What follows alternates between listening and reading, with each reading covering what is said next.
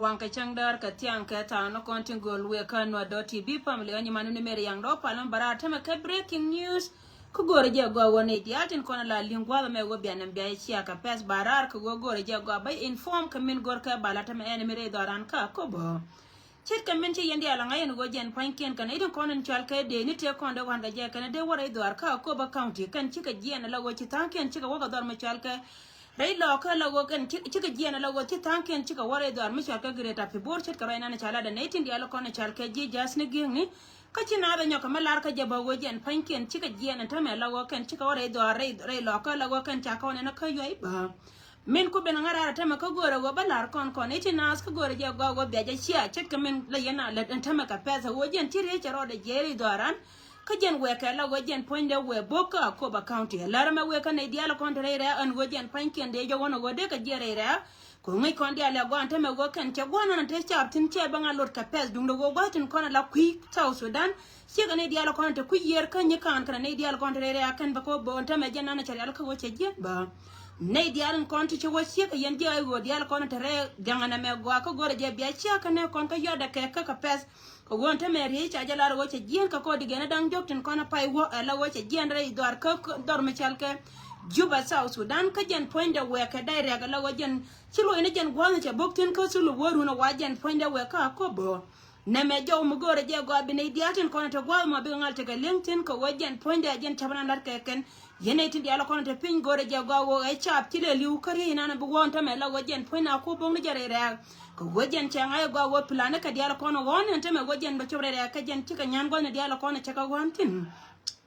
na me jeni cha plana kan kaneti diala kona chalke jiko ba neti kona chalke jiko ma South Sudan chet ka men ku yendi ala ngai ngai kon diala go wo melar ka jen tame go jeni ti tanken ti wo greta pe bor chelo no go kan panken je ne kan ka pron line gor kan ni andu ban tame la wajen mo wo nyana go kan tika bangal chop ko go kan cha kana na ken bikena wona go re poinde ba yin wanga kan yal go ne diala kona tekatin ntame gar nyale o saja larba go jen jare do arkel ka tande ni ti go ga je wo de ka ben ka do bala do den jwa yene ko kontre do aran biya te kan yen wo poinde gar nyale wona na cha ban pin kana ban pin bang cha mai kana ne de kono ko wala chola tande ni te ko ne ci ben widam jo me jana na lawyer ar ko gor je biya ja shia ka peska ne kon ko jene breaking news en go bine kon te ka linkedin wo ci re charo de je ka jen ci re mo ngi jana la wo poinde bakan cha ba kan ne tin kono ko wala chola ji South Sudan tare re ko bo ci kon di ala ngayen won walle buda kama boga kasulu bwana te cha abdial te ka tin ci jo mo cha ben go jen cha bok ka wandung ti da dan kajan bachale na larba woman go achi to tin go chine de kono kwala chole cha kan tika kan ka de kono cha yor penya de en ci ben kan ser bakir ma yadit ne me ko je la gor wa balar ya bayane tin diala kon te jo yetin kono ci da wani diala kon de yen tin ka patiel e be wani diaden ko ken kon amana ne de kono chal ka ji wulang te taga nawdien ka jen gwa da bar me go yen bi arati de tame la go jen gore je puj en go jen ba kora me be ja ko be continue che be lo tin kan yal ko be cha to kono chal ka cha ji no ba so dande te dor ti de kono che kan jen ba kan yal na me we ka yen diala go gore je chor rodun la do le de yen rodun la de ko ni diala kono te yen tin ka de go en go yen pankun diala ta ye go tin nan ka chi ara be dut go kel ka jen ba cha kolten kono bur yero no ka chi ga ba ja ka joy ka be ka la kolte bor ka ku ko jen ba yen ka jen bari be yor pin ko be ne tun wana kan te la cha be kan ba ne me jow kel katin diatin kontin goro balar ye yen tin konte dor mi chal ke patiel ka wona ka sulup were dori te ko ken chi gane ko tare doran ka wulang diu ga tin kono che nawdien che to ka jen ponde yaran ya kamelat ke kan ne kono chal ken sel wakir ma ya dit ci jaw chele ne bin ba en go ken panken cha je lar go wonta me dere to fujin go kan tin kono lar kai ci gen ka wi dan ka we ala go ken ci wore dor mi chal ka yoy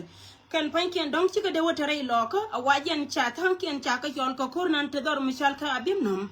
jawana gor ka ken wajen bine ko ta ka abim nom ba ka rep ke de mi dit me bitya mi ci ka men cha no rei loko go ken gor ka je go bi liya wota tin rei dor ka yunti te ka mangai ko ndi alen go ken panken ci neitin kono kwala chola da material tin kono la jikku yemi te nyin ka nei kono kwala chola jino Sudan ci ka bere we anta me la goy chabana ni chari ala ka ken gor ka je go bi ka lene te ko ken ba na ba ka na ken wani diala kon te ka tin metrai lo ka chagu ye ken go ken tira mi dan ko woni de kono te tin ba bantin tin kono ci kula wonta ma tin channeling wo ken panken ti go ka do greta pe bor wa kan de kono ba dor ba cholo tu ken ka ku yindi ne jena long ta me che wuje chel wo tin ka go dang rawtin kono ta kontin kono itin as gore je biya te ka lintin en go jan poinde che wuje chalwe dup abim nam kana ne to kono kwala chola jina ser kana ju lang county titiga kana kono ten yamdi na tama ka kan gwal to kono che wuje chalwe tin ka kana kono no ngara ar ka gwal dum tire me en go longa ko bia ka chia kana kono go ri jan yal be chop ko gwame dum tire do ar ka ko ba ka de ne to kono chola chap